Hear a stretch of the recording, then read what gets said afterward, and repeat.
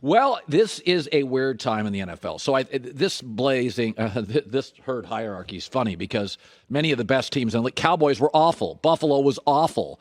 Well, do I think they're awful? So I try to kind of contextualize everything.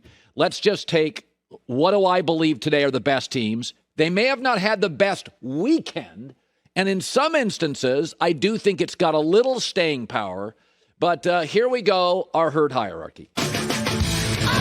Herd hierarchy. Time is now. Let's go. The top 10 NFL teams according to college.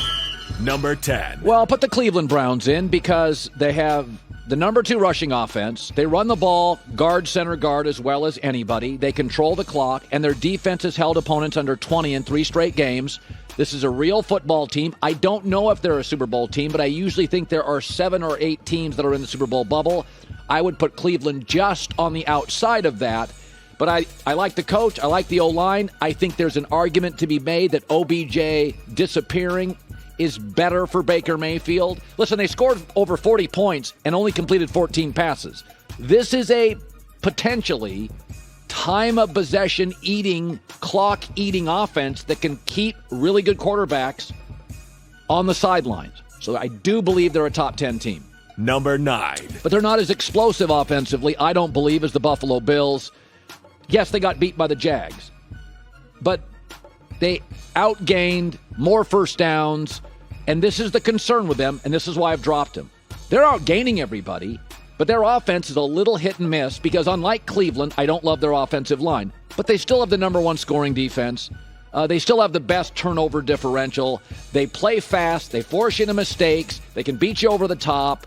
Now, by the way, they got to go face the Jets. They'll probably get healthy, but I am concerned with some of their offensive line and offensive inconsistency. Bills at 9. Number 8. Steelers right now are good at what they do. I know what I get with Pittsburgh. Very good defensively. And they did beat Buffalo, and for a week I'm going to put them ahead of Buffalo, and they beat Cleveland, so I'll put ahead of Cleveland.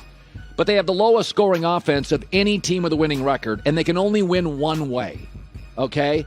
But it is their 4th straight win. They are excellent defensively.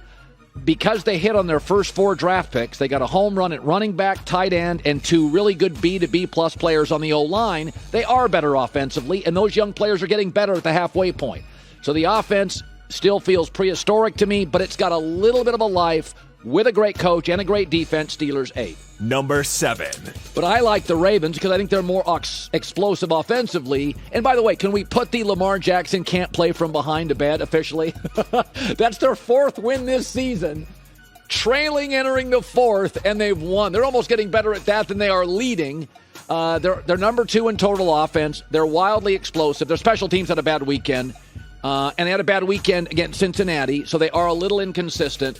But Lamar is super productive. They can be very explosive. They can score over the top. They get offense in chunks. They can beat you in more than one way, which I don't think Pittsburgh can, so Ravens at 7. Number 6. Dallas Cowboys. Listen, they just didn't show up. Like, I still think they're in my Super Bowl bubble. I think they're a really good team. Dak Prescott had his worst game as a pro.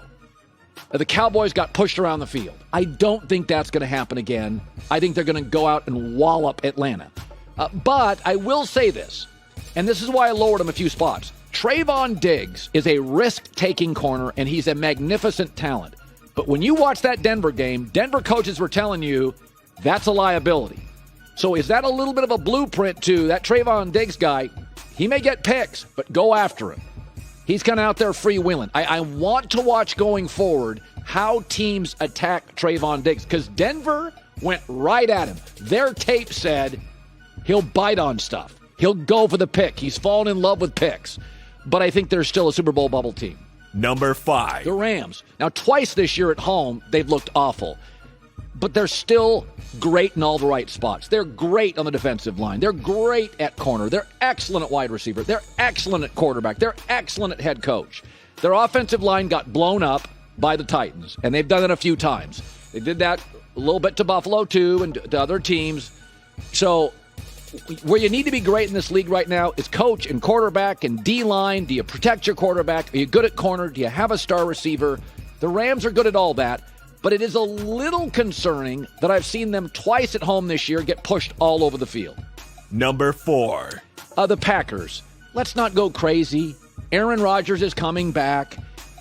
I'll be honest with you, their defense is pretty darn good considering their Jair Alexander's arguably the best corner in the game, and he hasn't been around. Stokes, the rookie corner, he got hurt. Zadarius Smith, the linebacker, they're doing it without 3 or 4 of their best defensive players.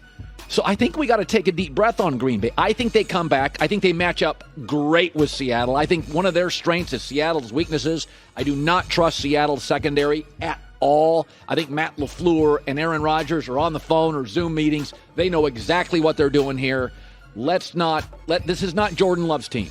So let's not pretend it is. It won't be by Sunday. Number 3. The Buccaneers. It's still the number 1 scoring offense. It's the number 1 passing offense. They're now getting AB and Gronk back. We have seen this with Tom Brady. The Saints' defense is his kryptonite. He has struggled now 3 times against that defense. They are still now co-favorites to win. What I like about them, I think they are capable like Buffalo. They can go over the top. They can grind it. They can run the football.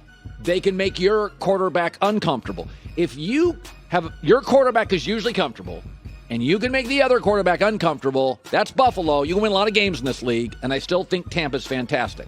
Number 2. But I think we have to respect the Tennessee Titans. Since they lost to the Jets in overtime, they've won 5 straight. They're 6-0 against teams that made the playoffs. They have a physical presence with or without Derrick Henry that is tangible. You can see it. Now, they're allowing more yards per play than they're gaining this season. And not that it's smoke and mirrors. They do not have a big over-the-top component to their offense. They're a little bit like Pittsburgh, but I don't think they have one way to win. But they're a little limited over the top. And so I'll put them at 2 because I think, and by the way, this may not be true in 3 weeks. Right now, physically, I think they're the second, and I think Mike Vrabel's underrated. Right now, today, second best team in the league. Number 1. But Arizona's got an 8-1 record, 5-0 on the road. They just crushed a team with a backup quarterback. So now we know they have depth. They're not healthy. They are as explosive as anybody in the league. They also go after and get your quarterback. I've seen them push around the Niners, push around the Rams. Folks, when you're 5-0 on the road and you've won all of them by 12 points or more, you're blowing people out regularly. When your backup quarterback can come in on the road in a division game and complete 82% of his throws, what I love about Arizona more than anything is a couple years ago they had a coach and a quarterback, and they put him in, and they realized immediately it's not working. They moved off both. They've taken huge gambles. James Conner was a great get. I like everything about their aggressiveness, and I have them number 1 in the league. Hi, everybody. Thanks for watching. Subscribe here to get the latest from the show. Also, be sure to check out more of the best clips from The Herd or go watch a few segments from other shows on FS1.